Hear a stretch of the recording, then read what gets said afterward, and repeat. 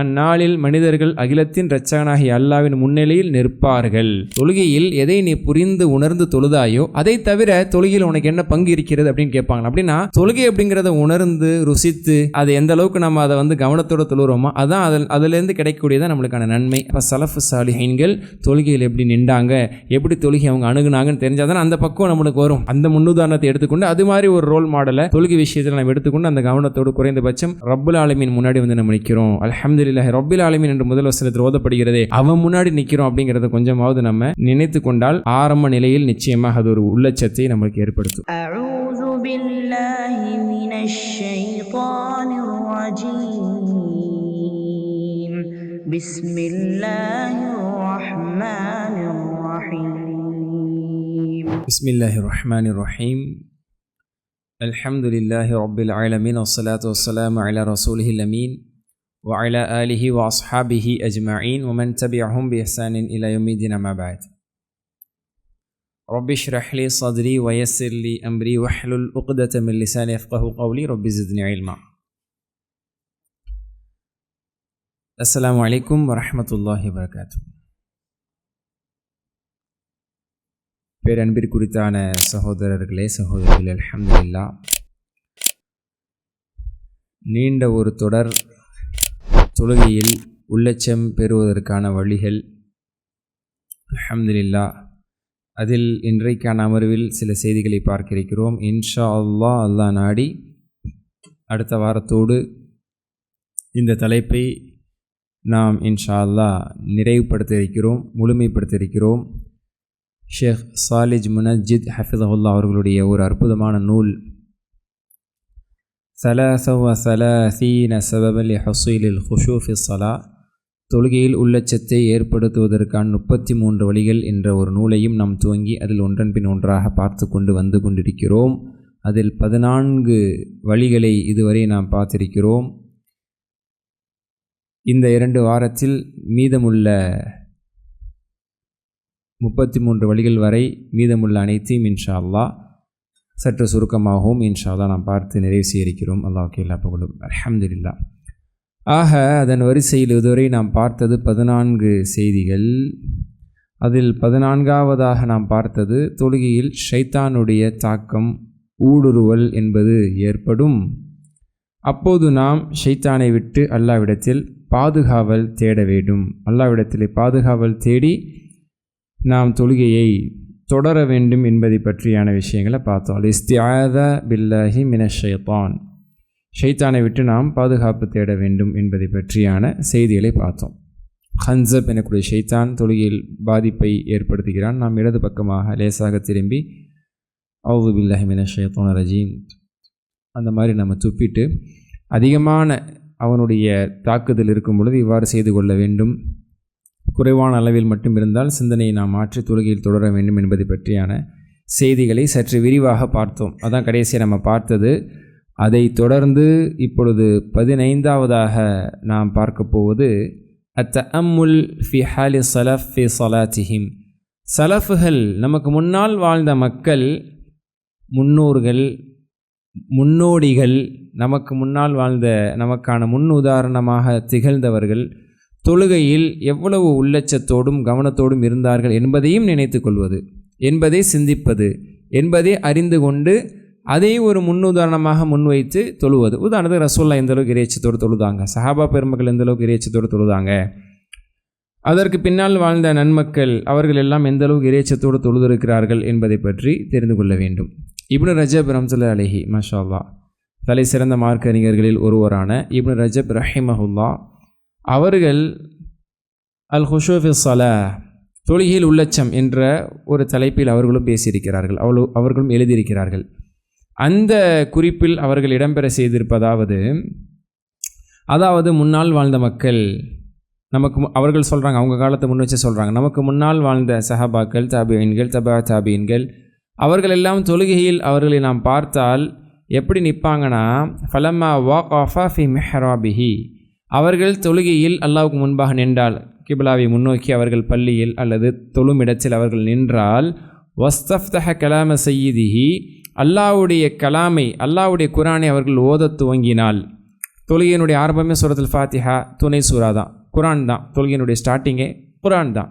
அப்போ அல்லாஹ்வுடைய வார்த்தை அவர்கள் பேச துவங்கிவிட்டால் ஹசர் அலா கல்பி அன்னதாரிக்கல் மகாம், அவங்க என்ன நினச்சிக்குவாங்கன்னா, அப்போ அவங்களுடைய குறிப்புகளிலிருந்து கிடைத்தது முன்னால் வாழ்ந்த மக்கள் தொழுகையில் என்ன மனநிலையில் என்ன ஒரு ஸ்டாண்டில் அவங்க நிற்பார்கள் என்று சொன்னால், அவங்களுடைய உள்ளத்தில் தோன்றிவிடும் அன்னதாரிக்கல் மகாம், அந்த நிற்றல், அந்த ஸ்டாண்ட், அவங்க நிற்கக்கூடிய அந்த நிற்றல், ஹுவல் மகாம் உள்ளது யகூமுன் நாஸு ஃபீஹி லிரப்பில் ஆலமீன்.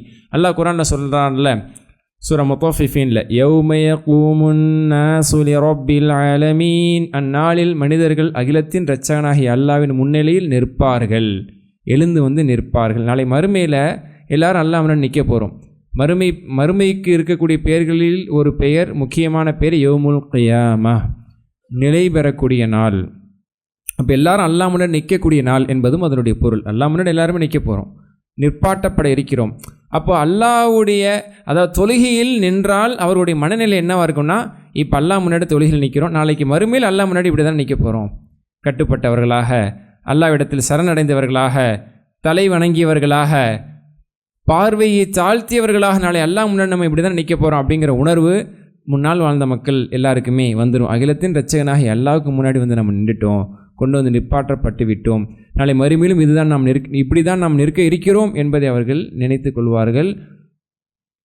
ஃபன் ஹலஅ கல்பு வதஹல் அக்லுஹு, அவர்களுடைய இதயம் முழுக்க மற்ற விஷயங்களை விட்டு நீங்கிவிடும். அவங்களுடைய அறிவு, அவங்களுடைய சிந்தனை முற்றிலுமாக தொழுகையின் பக்கம் மட்டுமே முன்னோக்கியவாறு இருக்கும். இப்படி தான் நமக்கு முன்னாடி வாழ்ந்தவங்க தொழுதுருக்கிறாங்க, நமக்கு தொழுது முன்னுதாரணத்தை காண்பித்திருக்கிறார்கள் என்பதை மாஷா அல்லாஹ் இப்னு ரஜப் ரஹிமஹுல்லாஹ் முன்னால் வாழ்ந்தவர்களுடைய நன்மக்கள், நல்லடியார்கள், சலஃப் சாலிஹீன்களுடைய தொழுகை முறை இதுதான். அல்லாஹ் முன்னாடி நிற்கிறோம், அல்லாஹ் முன்னாடி நாளை மறுமையில் இப்படி தான் நம்ம நிற்க போகிறோம், அந்த அல்லாஹ் முன்னாடி நிற்கிறோம் அப்படின்னு நினச்சி நிற்பாங்க. அதனால் அவங்களுக்கு எல்லா சிந்தனை தொழுகையில் மட்டும்தான் இருக்கும்.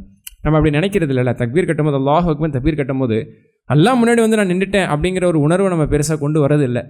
அதை சிந்திக்காமல் நிற்கிறனால தான் தக்பீர் கட்டினதுக்கப்புறம் அல்லாஹ் சிந்தனை இல்லை. அல்லாஹ் பெரியவன் வாயில் சொல்லிவிட்டு, அல்லாஹ் பெரியவன் அல்லாஹ் நினைக்காமல் நம்ம எதையும் நினச்சிட்டு இருக்கோம். சூரத்துல் ஃபாத்திஹா ஓதும் போதும், துணைசர ஓதும் போதும், அல்லது இமாம் ஓதி கொண்டு இருக்கும் பொழுதும் அல்லாஹ் சிந்தனைக்கு ஏன் வரல? அல்லாஹ் பெரியவன் இந்த வாய் தானே சொன்னிச்சு. அப்போ நம்மளே அல்லாஹ் பெரியவன் சொல்லிட்டு பெரியவன் அல்லாஹ்வை நினைக்காம எனக்கு எது பெருசோ, வியாபாரமோ இல்லை எதை பற்றி நினச்சோமோ அதை நம்ம நினச்சிட்டு இருக்கிறோம்னா அல்லாஹ் முன்னாடி நிற்கிறங்கிற உணர்வு இல்லை. ஒரு அதிகாரி, இதான் நிறைய தடவை நம்ம அது உதாரணம் சொல்லுவோம். ஒரு அதிகாரி முன்னாடி நிற்கும் போது கவனக்குறைவாக எதையோ பார்த்துட்ருக்கிறாரு, அவர் பேசிகிட்டு இருக்கிறாரு, அல்லது அவர் ஒரு விஷயத்தை பற்றி விசாரிச்சுட்டு இருக்கிறாரு. நம்ம கூட வந்தவர் கொஞ்சம் பொறுப்பு இல்லாமல் என்னென்னத்தையோ பார்த்துருக்காரு. டேய் எங்கே நிற்கிறேன், யார் முன்னாடி நிற்கிறேன் அப்படின்னு பக்கத்தில் இருக்கிறவங்க சொல்கிறாங்க.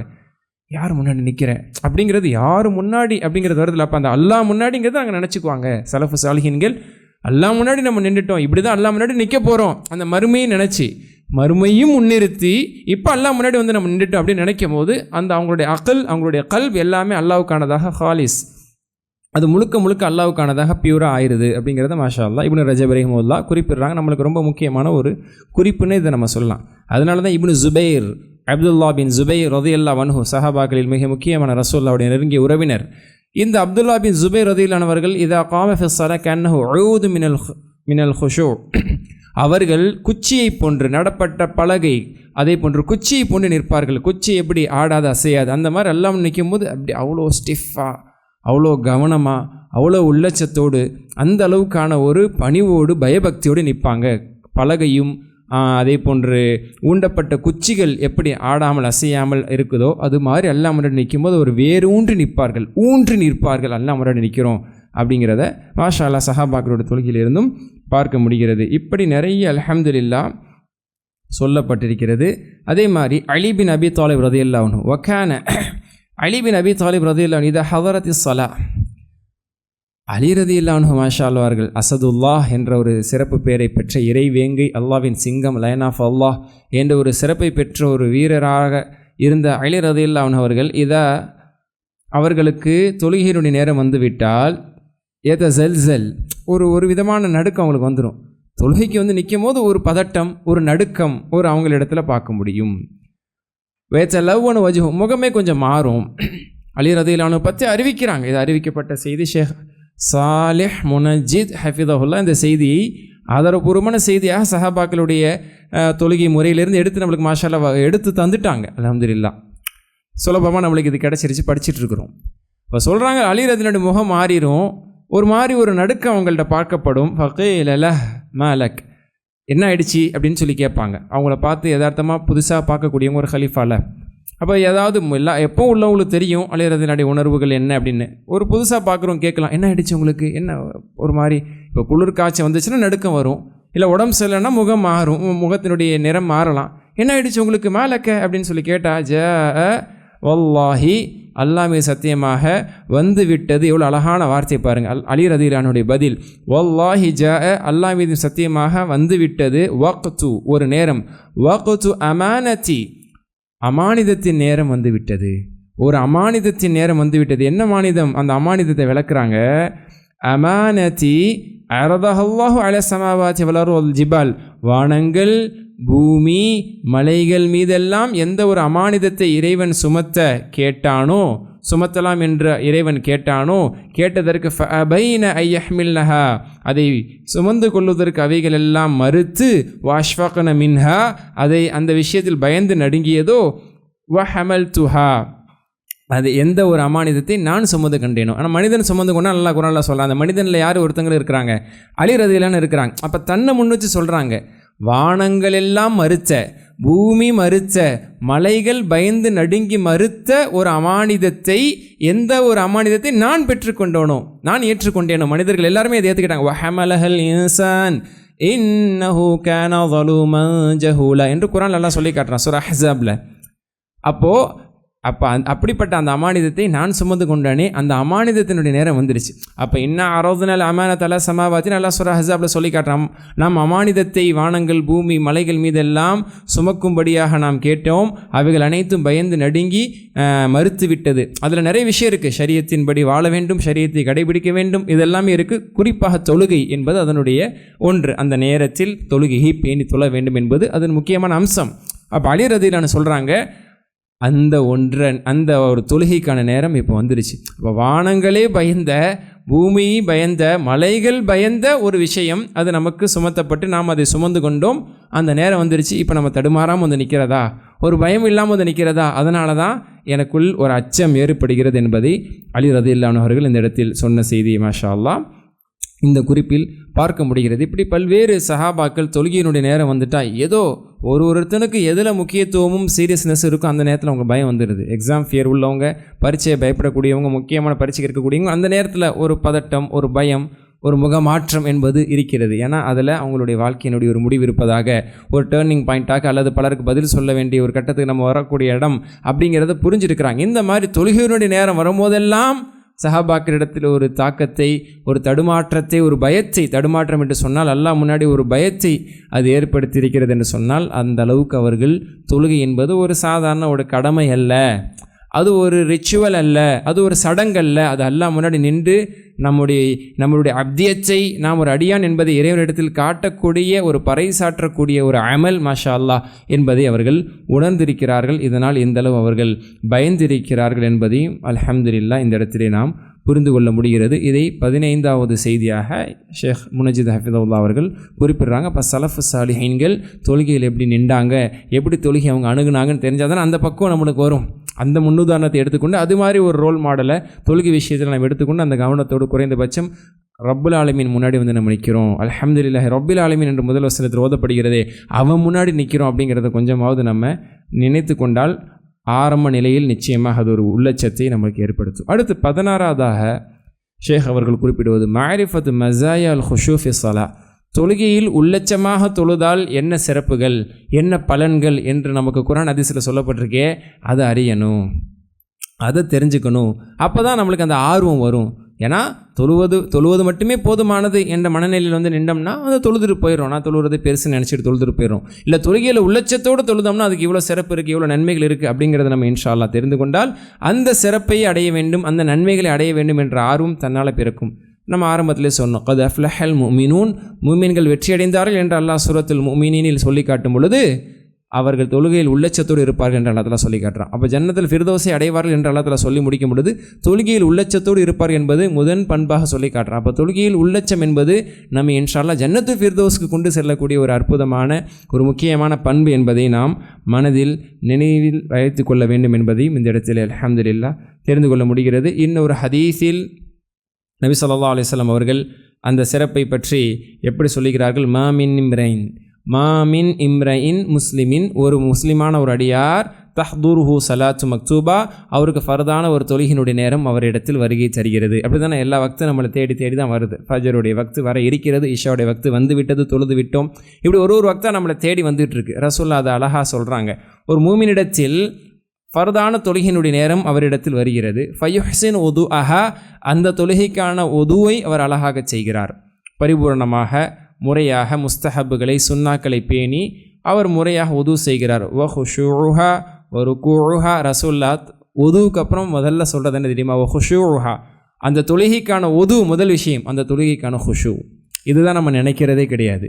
தொழுகைக்கான ஹுஷு, தொழுகைக்கான அந்த பயபக்தி, அந்த உணர்வு, அல்லாஹ்வுக்காக தொழுகிறேன், அல்லாஹ் முன்னாடி நிற்கிறேன் அப்படிங்கிற அந்த பய உணர்வு, அந்த கான்ஷியஸ்னஸ், அந்த சிந்தனை, அதை அல்லாஹ்வுடைய தூதர் சொல்கிறாங்க. தொழுகைக்கான உதுவையும் தொழுகைக்கான ஹுஷூவையும், அந்த பயபக்தியையும், அந்த உள்ளுணர்வையும், அந்த அச்ச உணர்வையும், ஒரு ருகூஹா, அந்த ருகூவையும் யார் அழகாக முறையில் நிறைவேற்றுவாரோ, அதை பரிபூர்ணப்படுத்துவாரோ, இல்லா கானத்.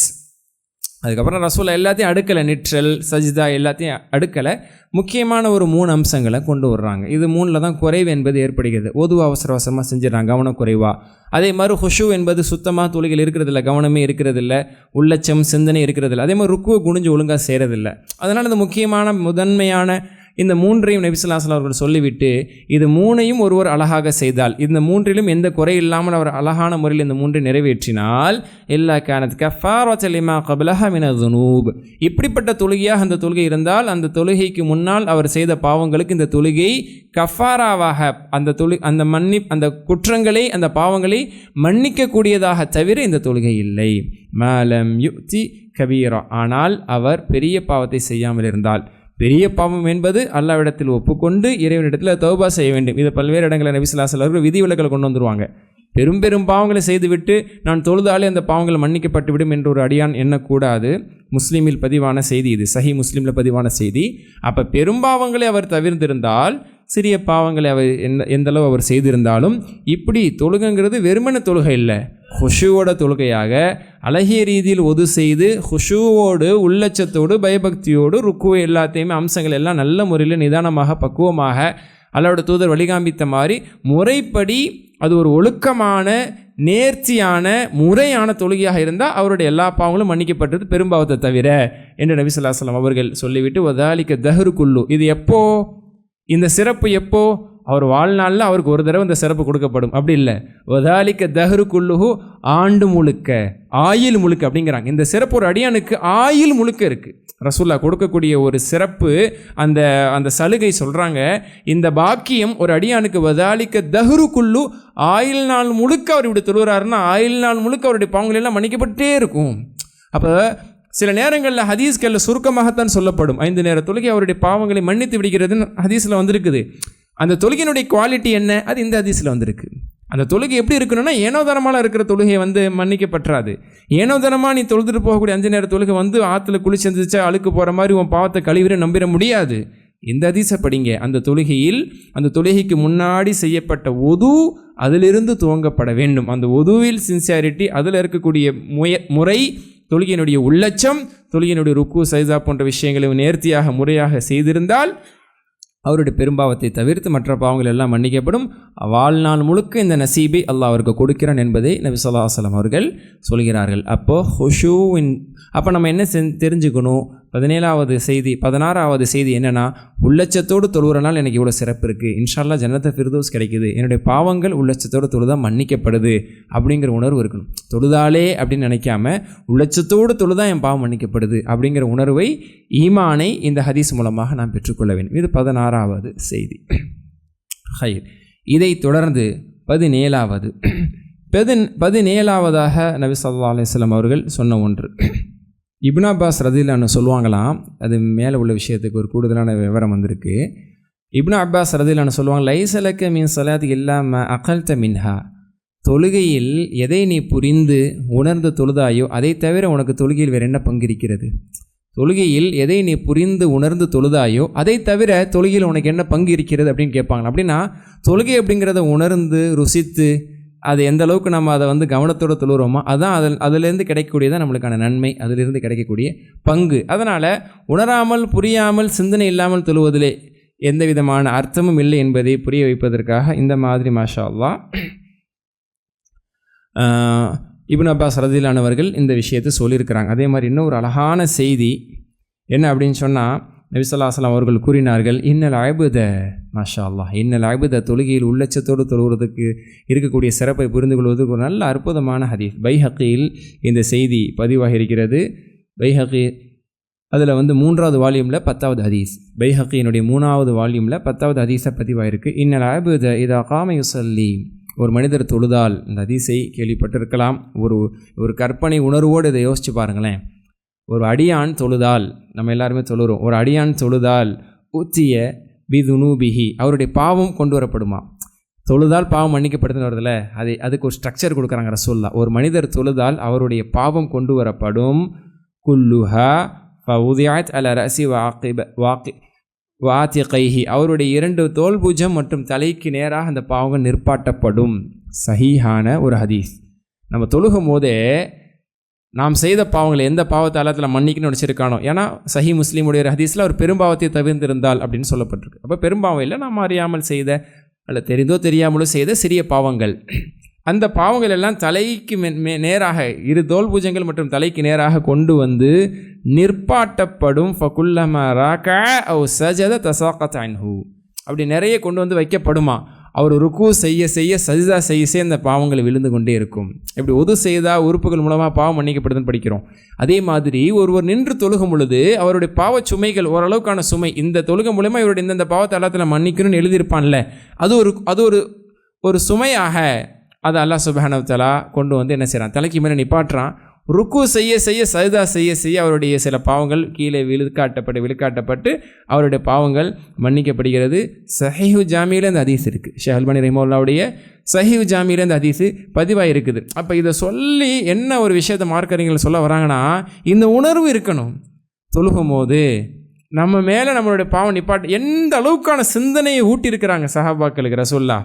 ஏன்னா இதை நினச்சிட்டு தொழுவுங்க, என்னுடைய என்னென்ன பாவத்தில் எல்லாம் மன்னிக்க போகிறானோ இந்த தொழுகையில். ஏன்னா இதுக்கு முன்னாடி சில தவறுகள் செய்து விட்டு நம்ம தொழுகைக்கு வந்திருக்கலாம், ஒரு பாடல் கேட்டிருக்கலாம், ஒரு இசை கேட்டிருக்கலாம், ஒரு சிறிய பாவம் அது மன்னிக்கப்படும். ஒரு உதாரணத்திற்கு ஒரு பார்வை பார்க்கக்கூடாததை பார்த்துருக்கலாம், கேட்கக்கூடாததை கேட்டிருக்கலாம், அவசரப்பட்டு ஏதாவது சொல்லியிருக்கலாம். இந்த மாதிரி ஒரு சிறிய பாவம் செஞ்சுருக்கிறோம், சொல்கிறதுக்கு இல்லை, எவ்வளோ சிறிய பாவங்கள் இருக்குது. அப்போது அந்த சிறிய பாவம் அந்த தொழுகையின் மூலமாக மன்னிக்கப்படுது. தலைக்கின் மேலே நிப்பாட்டப்பட்டு அது ஒவ்வொன்றாக அந்த பாவம் மன்னிக்கப்படுதுங்கும் போது அந்த உணர்வு அந்த தொழுகையில் அந்த அடியானுக்கு இருக்குங்கிறதான ரசூல் எதிர்பார்க்குறாங்க.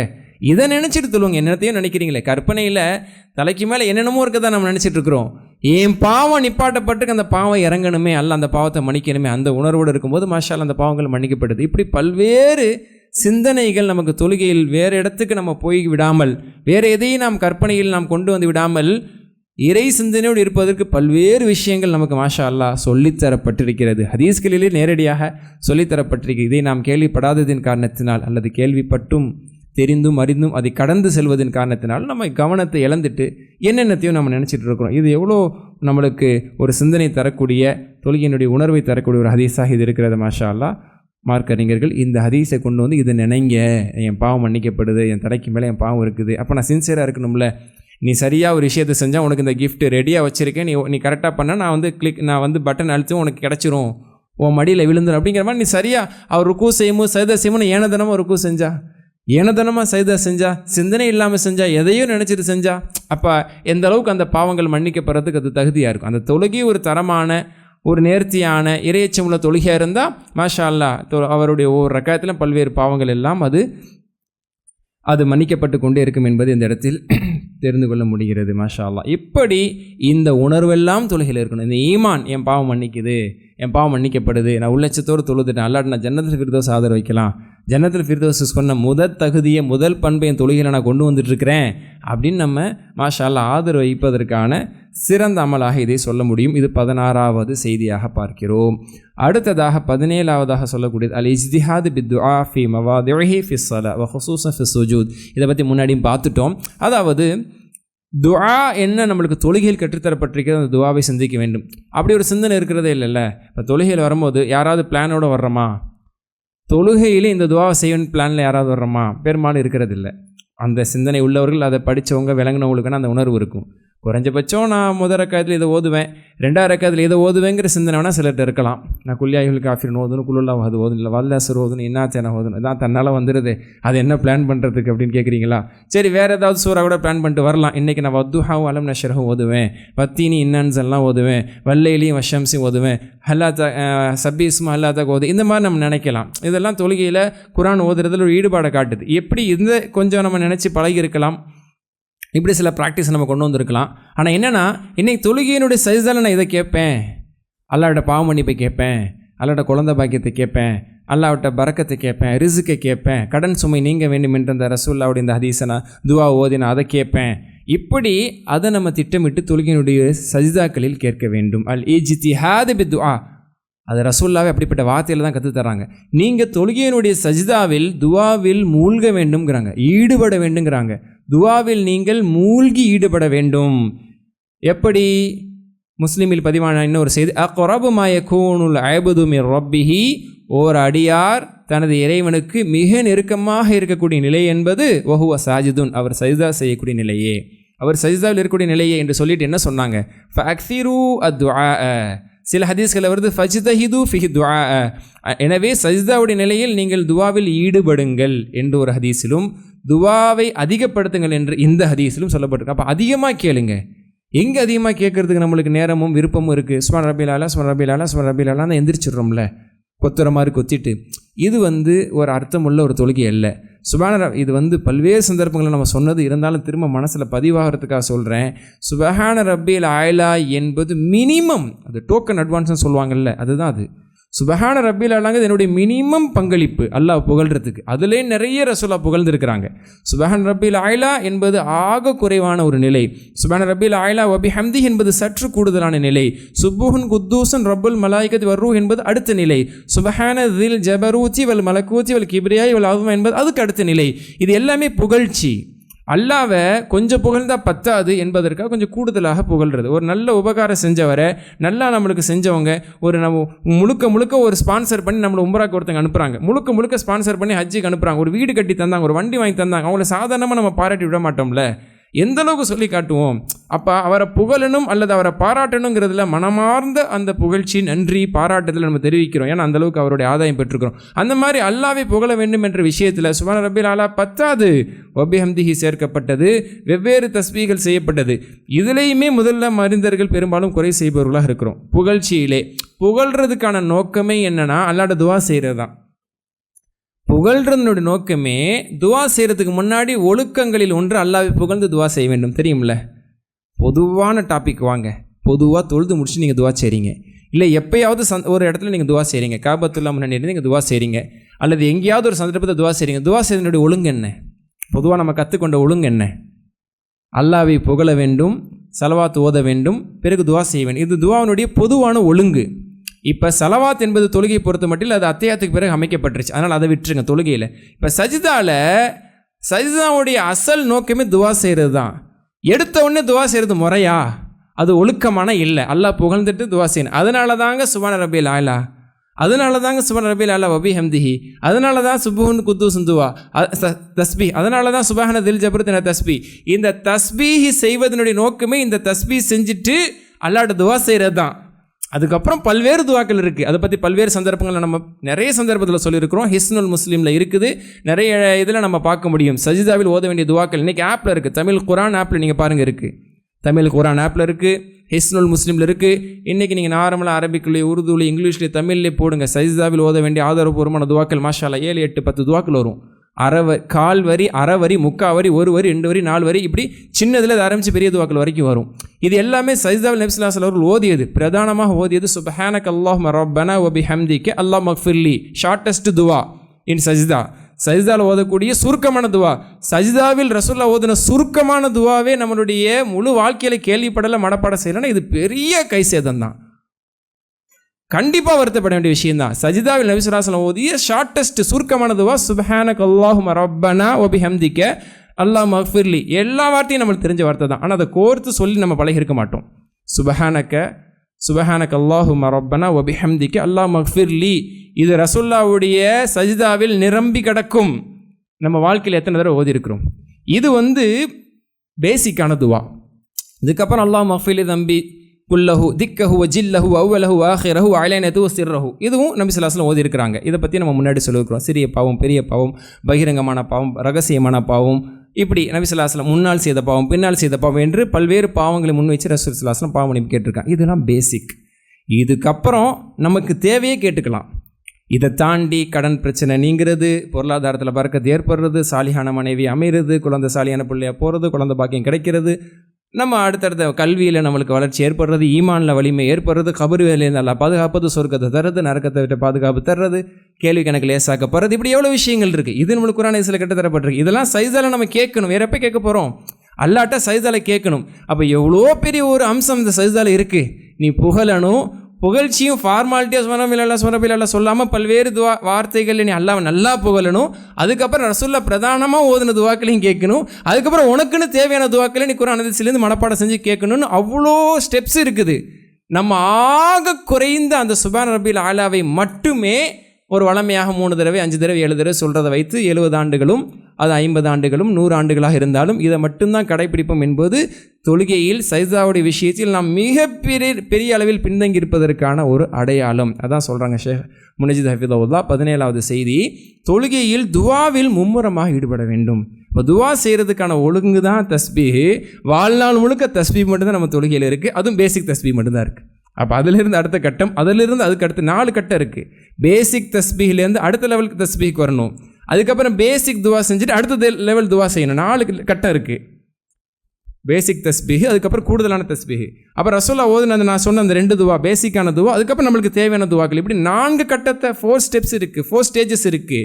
ஆனால் அந்த முதல் நிலையில் தான் இருக்கிறோம். இருக்கலாம் 1 மாதத்துக்கு இருக்கலாம், 2 மாதத்துக்கு இருக்கலாம், எத்தனை வருஷத்துக்கு இருக்கிறோம். அப்போ இந்த விஷயம் உண்மையிலேயே வருத்தப்பட வேண்டிய விஷயம். இதில் ஒரு பெரிய விழிப்புணர்வும் ஏற்படுத்தப்படவில்லை என்பது காரணமாக இருக்கலாம். இருந்த போதிலும் மாஷா அல்லாஹ் இதெல்லாம் நமக்கு ஹதீஸ் நூற்களில், துவா நூற்களில் இருக்கிறது. பாக்கெட் சைஸ் இஸ்னுல் முஸ்லிமில் இருக்குது, இன்றைக்கி மொபைலில் இருக்குது, எல்லாத்துலேயும் இருக்குது. அப்போ நம்ம தான் ஆர்வப்படணும். கொஞ்சம் துவாக்களை மனப்பாடம் செஞ்சு வாழ்க்கையில் ஓதிட்டு வரணும். அந்த மாதிரி மாஷா அல்லாஹ் ஓதுங்க அப்படின்னு ரசூலுல்லாஹ் கற்றுத்தர்றாங்க. அப்போ சஹாபாக்கள் எந்த அளவுக்கு சைஸால் துவாக்கள் ஓதிருப்பாங்க. அதனால தான் சைஸால் நேரம் என்பது போதுமானதாக இல்லை.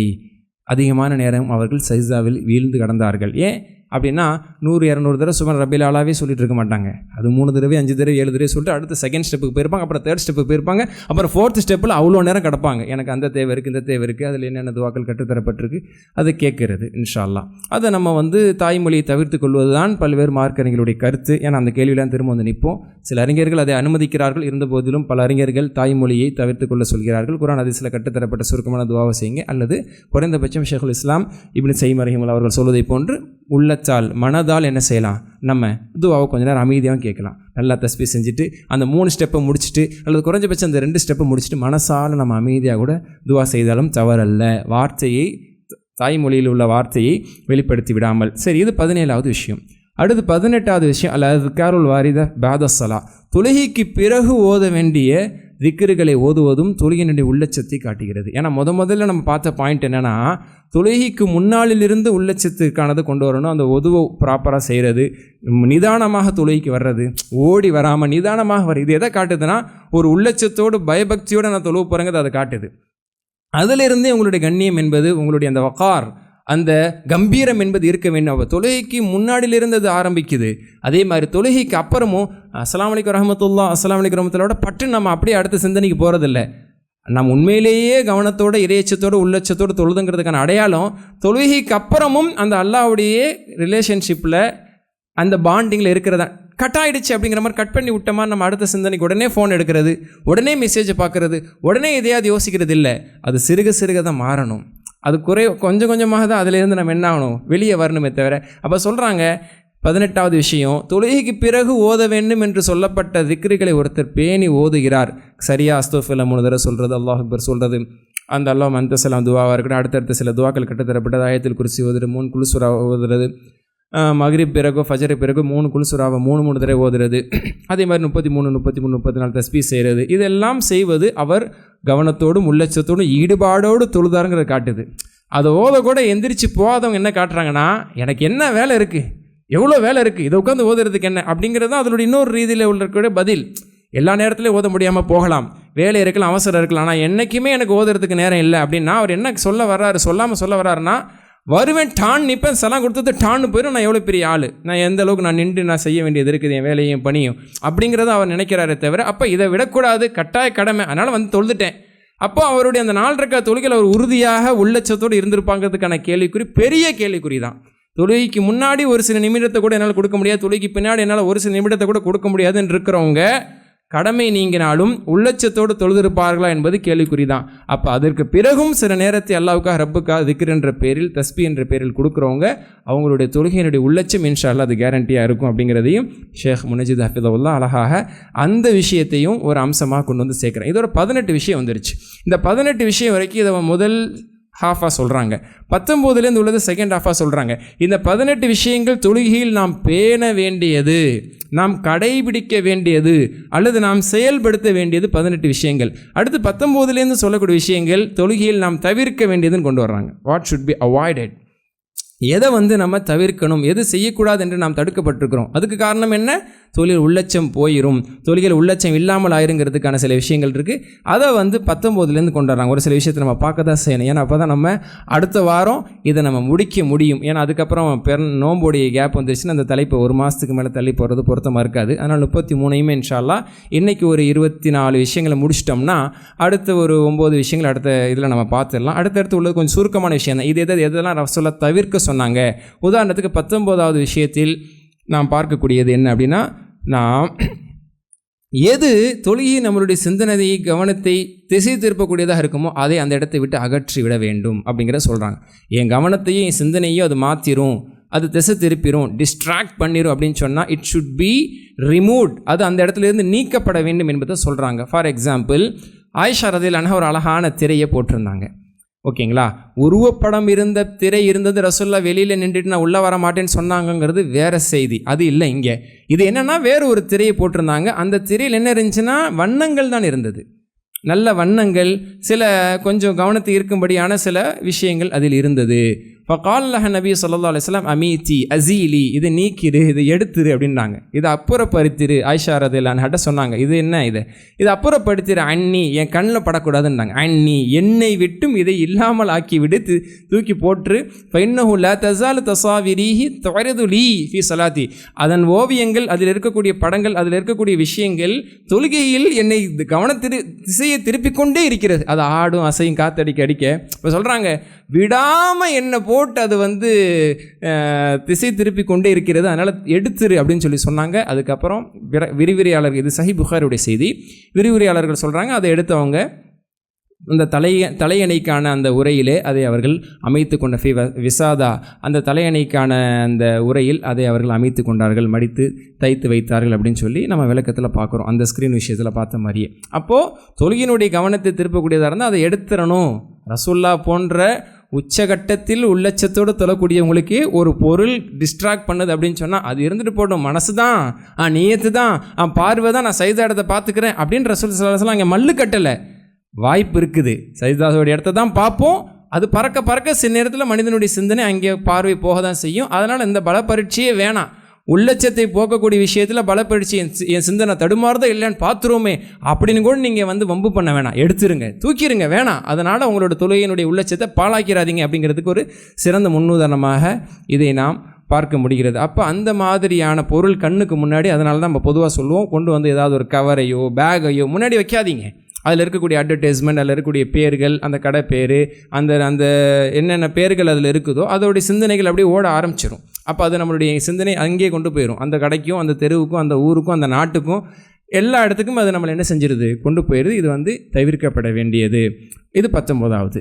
20வதாக ஷேக் சொல்லக்கூடிய செய்தி என்னென்னா, நம்ம ஆடையிலும் அப்படிப்பட்ட ஏதேனும் ஒரு விஷயங்கள் இருந்தால் அதுவும் தவிர்க்கப்பட வேண்டும். இதை நம்ம முன்னாடியே பார்த்துட்டோம், இதை வந்து நம்ம ஆல்ரெடி பார்த்துட்டோம். நபி ஸல்லல்லாஹு அலைஹி வஸல்லம் அவர்களுக்கு ஒரு ஆடை அன்பளிப்பாக கொடுக்கப்பட்டது. இது முஸ்லீமில் பதிவாக இருக்குது, புகாரிலும் பதிவாக இருக்குது.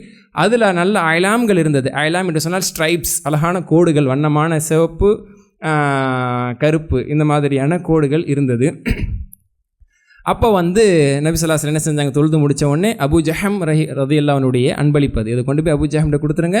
அபூ ஜஹம்கிட்டேருந்து அன்பிஜானியாக எனக்குடைய அந்த எளிமையான ஆடையை கொண்டு வந்து எனக்கு கொண்டு வந்து கொடுத்துருங்க. ஃபைனஹா அல் ஹத்னி அனிஃபன் ஃபி ஸலாத்தி, என் தொழுகையில் ஒரு கணம் இந்த தொழுகையில் இது என்னுடைய கவனத்தை தடுமாற்றத்தை ஏற்படுத்தி விட்டதுன்னு சொன்னாங்க. அப்போ நம்மளுடைய ஆடையும் நம்மளுக்கு கவன சிதைவை ஏற்படுத்தும் என்றால் அப்படிப்பட்ட ஆடையை போடக்கூடாது. அப்போ இன்றைக்கி பல்வேறு டிஷர்ட்டில் பல பிரிண்டிங்கோடு வரக்கூடியதெல்லாம் எந்த அளவுக்கு நம்ம தவிர்க்கணுங்கிற இந்த ஹதீஸ்லேருந்து புரிஞ்சிக்க முடியும். ஒரு கோடு ஸ்ட்ரைப்ஸே நம்மளை வந்து சிந்தனை தடுமாற்றம் வைக்குது அப்படின்னு சொன்னால் இதை எந்த அளவுக்கு நம்ம யோசிச்சுக்கணும். அப்போ அந்த மாதிரி பிரிண்டிங் உள்ளது, முன்னாடி எழுதியிருக்கிறது பின்னாடி எழுதியிருக்கிறது, அது எல்லாத்தையுமே தவிர்க்கணும். என் முதுகில் இருக்கிறத படிச்சுட்டு நில்லு அப்படின்னு வந்து முன்னாடி நிற்கிறது, இதெல்லாம் வந்து ஒரு தவிர்க்கப்பட வேண்டிய தவறான ஒரு விஷயம். நிச்சயமாக அது நம்மளுடைய உள்ளட்சத்தையும் அது பாழாக்கிறோம், பிறருடைய உள்ளட்சத்தையும் அது பாழாக்கிறோம். அதெல்லாம் மிகவும் பெரிய அளவில் தவிர்க்கணும். அதுக்கு மேலே ஏதாவது ஒரு சட்டையை போட்டு வந்துக்கலாம். அது போட்டுட்டு தொழுதா கூடுமா கூடாதுங்கிற சட்டத்துக்குள்ளே தான் நம்ம நின்றுட்டுருப்போம். தொழுகெல்லாம் கூடும், ஆனால் உள்ளட்சத்தை பாதிக்கக்கூடியது. அதை போட்டுட்டு மேலே ஒரு சட்டையை போட்டு நம்ம தொழுகலாம். இது 20வது விஷயமாக ஷேக் சொல்கிறாங்க.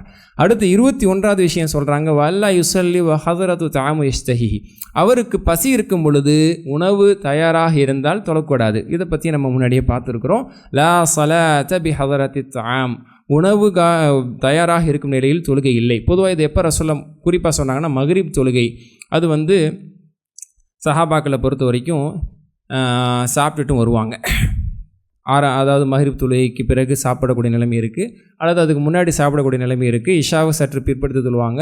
இஷாவுக்கு பிறகு சாப்பாட்டு முறை கிடையாது, இஷாவுக்கு முன்னாடி தான், அது மக்ரிப்க்கு பிறகும் சாப்பிடுவாங்க.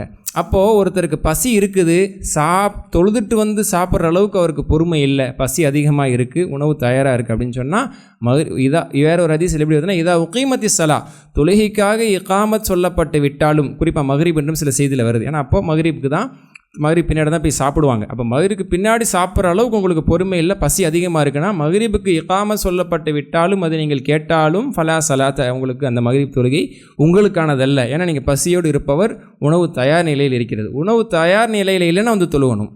உணவு தயார் நிலையில் இல்லைன்னா எனக்கு கான்சன்ட்ரேட் பண்ண முடியாது. சில பேர் சும்மா வீட்டில் உட்காந்துருப்பாங்க, நான் கவனத்தோடு தொழ முடியாது. இல்லை, சட்டப்படி உணவு தயாராக இல்லை, சாப்பிட்றதுக்கு ஒன்றும் இல்லைன்னா அவர் தொழுவ தான் செய்யணும். கொஞ்சம் கவனம் குறைஞ்சாலும் பரவாயில்ல, வழி இல்லை, தொழுது தான் ஆகணும். ஆனால் உணவு தயார் நிலையில் இருந்துச்சுன்னா சாப்பிட்டுட்டு தான் தொழுணுங்கிறத நேரடியாக நபி ஸல்லல்லாஹு அலைஹி வஸல்லம் அவர்கள் சொல்லியிருக்கிறாங்க. அப்போது சாப்பாடு உணவு தயாரான நிலையில் இருக்கும் பொழுது, பசியும் இருக்கும் பொழுது தொழக்கூடாது. ஜமாத்தே போயிடுச்சுன்னா அவர் குற்றவாளி அல்ல. ஜமாத்தே முழுமையாக தவற விட்டாலும் கூட அவர் குற்றவாளி அல்ல. ஏன் அப்படின்னா அவருக்கு ஒரு தகுந்த காரணம் இருக்கிறது. இதை வளமையாக தான் ஆக்கிக்கூடாது. நம்மளுக்கு இந்த டயத்தில் சரியாக பசி வருங்கிறது தெரியுது, தொழுகின்ற நேரம் இதுதாங்கிறது முன்னாடியே தெரியுதுன்னா நம்ம சாப்பிட்ற வளமையாகவே ஆக்கிக்கிட்டு எப்போவுமே ஜமாத்தை விட்டுட்டு தொழக்கூடிய வழக்கத்தை ஏற்படுத்தி கொள்ளக்கூடாது. நம்மளுடைய பிளான் திட்டம் என்பது ஜமாத்தோடு தொழுகிறதுக்கும் உணவு சாப்பிட்றதுக்குமானதாக இருக்கணும். அதை முன்பின் ஆயிடுச்சு, பசி முந்திருச்சு, நம்மளை மீறி பசி விரைவாக வந்துருச்சுன்னா இதில் அப்படி தான் இருக்கும், டக்குன்னு பசி வந்துடலாம். அப்படி இருக்கும்போது தாராளமாக அவருடைய ஜமாத்தே தவறினாலும் கூட அவர் தொழுகையை பின்னால் தொழுவதற்கு அனுமதி உண்டுங்கிறத சொல்கிறாங்க. இது 21வது செய்தி. 22வது செய்தி என்ன அப்படின்னு சொன்னால், அந்த ஹதீஸினுடைய அடுத்த பகுதி, வலா ஸலாத பி ஹதரத்தி தாம் வலா ஹுவ இதாஃபில் அஹ்பசான், சிறுநீர் மலத்தை எல்லாம் அடக்கி கொண்டு அல்லது காற்று பிரியக்கூடிய நிலையில் இருக்குது, இதையெல்லாம் அடக்கி கொண்டு ஒருவர் தொழுவதும் கூடாது.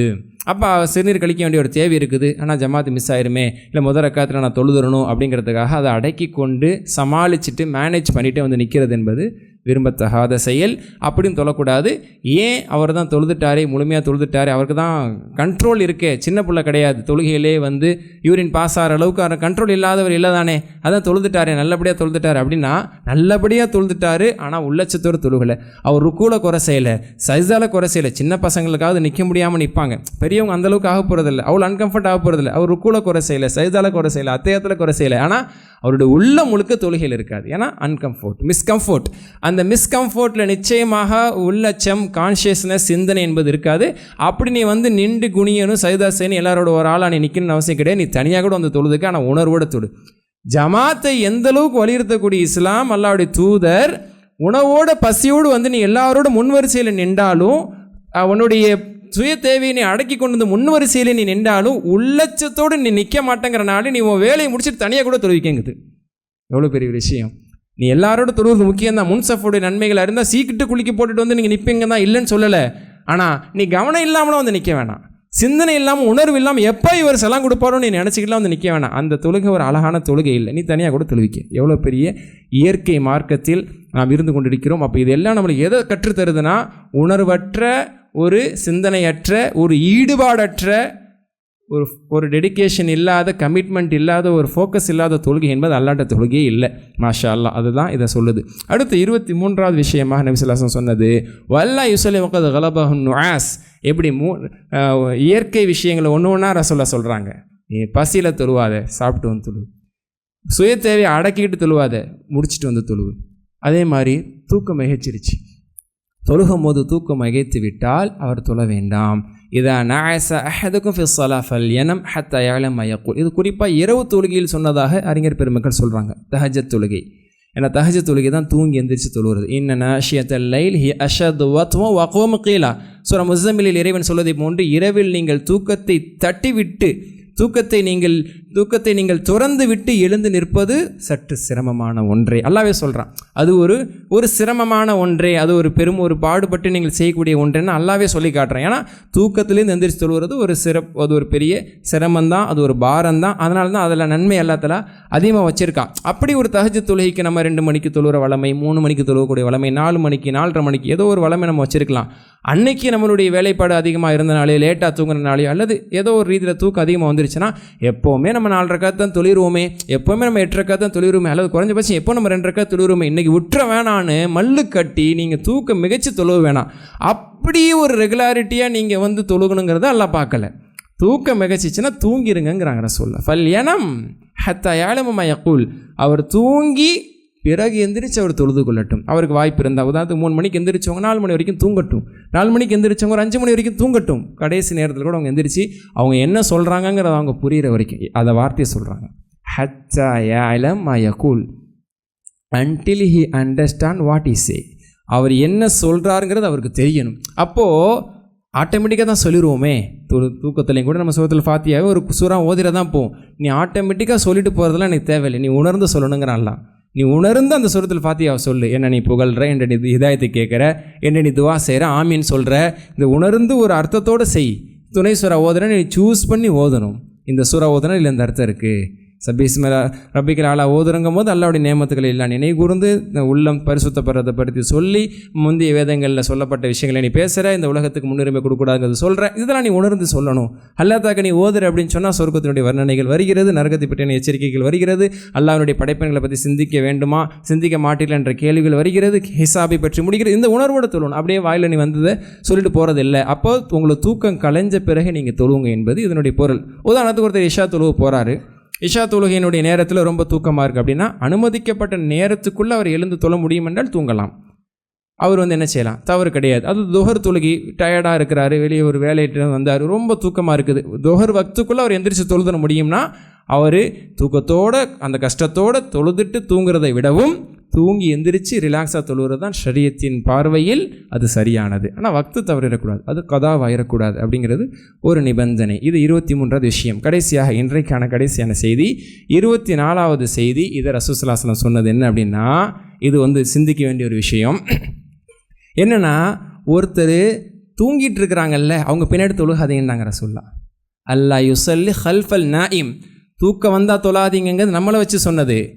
தூங்கிட்டு இருக்கிறாங்களே அவங்க பின்னாடி தொழுகாதீங்க, சரிங்களா? அவங்க முன்னாடி தூங்கிட்டு இருக்காங்கன்னா அவங்கள முன்னோக்கி நீங்கள் தொழுகாதீங்க. ஒலா ஹல்ஃபல் முத்தஹத்தீஸ். பேசிகிட்டு இருக்கிறாங்கல்ல அவங்களுக்கு பின்னாடி தொழுகாதீங்க.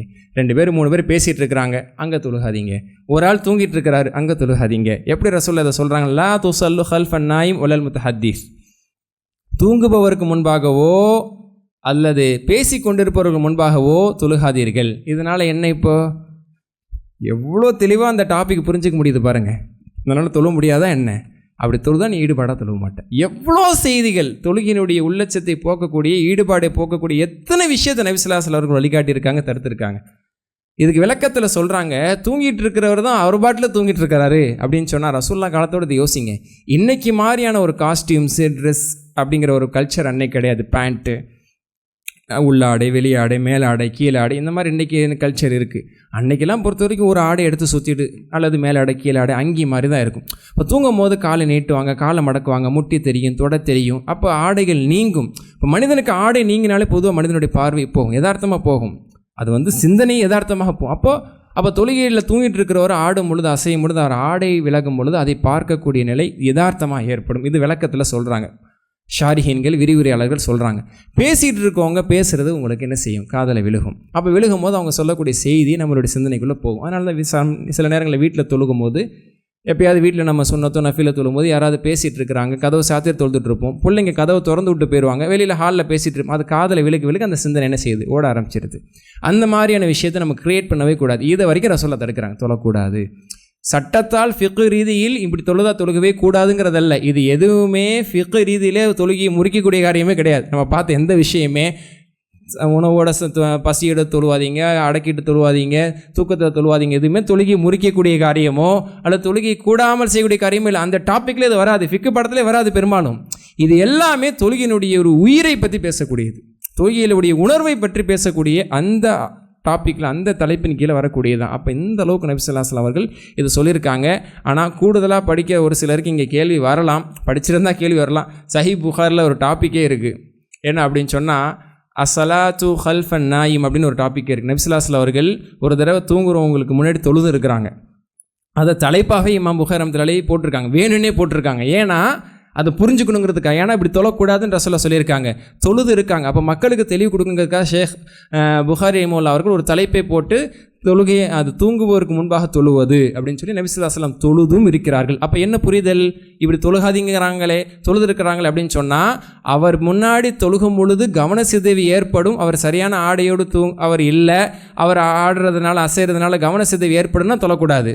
அவர் கண்ணியமான முறையில் தூங்கிட்டு இருக்கிறார், அல்லது அவர் தூங்குறதுனால நம்மளுக்கு எந்த கவனச்சிதைவும் ஏற்படாது, அவர் பாட்டு ஒரு பக்கம் தூங்குறாரு, அதனால் நம்மளுக்கு எந்த டிஸ்ட்ராக்ஷனும் இருக்காதுன்னு சொன்னால் தொழுகலாம். அதனால தான் நபி ஸல்லல்லாஹு அலைஹி வஸல்லம் தொழுதும் இருக்கிறார்கள், கவனச்சிதைவு ஏற்படும் என்ற ரீதியில் தொழ வேண்டாம் என்ற அறிவுரையும் சொல்லியிருக்கிறார்கள். அப்போ இன்றைக்கி பொறுத்த வரைக்கும் ஒருத்தவங்க தூங்குறாங்க, நல்ல ஆடையோடு தூங்கிட்டு இருக்காங்க, ஒரு பேண்ட் ஷர்ட்டோடு தூங்கிட்டு இருக்காங்க. இன்றைக்கி நிறைய தோஹருடைய நேரத்தில், ரமதான் காலத்தில் கூட சில மக்கள் சும்மா படுத்திருப்பாங்க, கொஞ்ச நேரம் ஓய்வு எடுப்பாங்க, நம்ம தொழக்கூடிய நிலைமெல்லாம் வரும். அப்போ அது மூலியமாக பெரும்பாலும் நம்ம டிஸ்ட்ராக்ஷன் ஏற்படாது. அப்போ அது கூடாது என்பதற்கல்ல. ஆனால் ஆப்ஷனலி அங்கேயே நான் தொழ முடியும், நகண்டு போய் தொழ முடியும்னா, இதுக்கு நான் மெனக்கட்டி நகண்டு போனேன், இங்கே தான் ஃபேன் ஓடுது அப்படின்னு நம்ம அதுக்கு முக்கியத்துவம் கொடுத்து என்ன செய்யக்கூடாது? தூங்குற முன்னாடி தொழக்கூடாது. அப்போ எந்த அளவுக்கு நம்மளால் முடியுமோ அந்த அளவுக்கு நம்ம என்ன செய்யலாம்? நகண்டு போய் தொழுகிறது சிறந்தது. அப்போ ரெண்டு மாதிரியுமே செய்தி இருக்குது. ஆனால் சொல்ல வந்த நோக்கம் என்பது, உன் கவனத்தை எதுவுமே திசை திருப்பிட வேணாம்.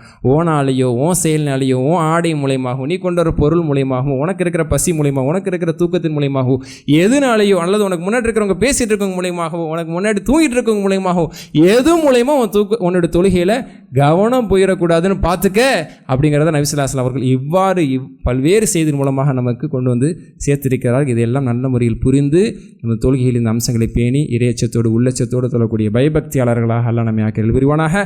அடுத்து ஒரு 9 விஷயங்கள் இருக்குது. அது இன்ஷா அல்லாஹ் அடுத்த வாரம், வரும் வாரம் இன்ஷா அல்லாஹ் பார்த்து அந்த 33ஐயும் ஒரு கோர்வையாக என்ன செஞ்சிடும், நம்ம ஒரு பாயிண்ட்டாக, முதலாவது செய்தி இது, ரெண்டாவது செய்தி இது அப்படின்னு சொல்லி கடைசியாக ஒரு தடவை சொல்லி அதன் மனசில் நம்ம நிறுத்தி கொள்வோம். அதை எல்லாம் இன்ஷா அல்லாஹ் கடைப்பிடிப்பதற்கு அது நம்மளுக்கு தோதுவானதாக இருக்கும். ரமதானில் இன்னும் கடைப்பிடிக்கிறது ரொம்ப பொருத்தமாகவும் இருக்கும் இன்ஷா அல்லாஹ். அல்லாஹ் அந்த நல்ல நசீபை நமக்கு தந்த அருள் பதிவான வாஹிர் தஅவானா அல்ஹம்துலில்லாஹி ரப்பில் ஆலமீன்.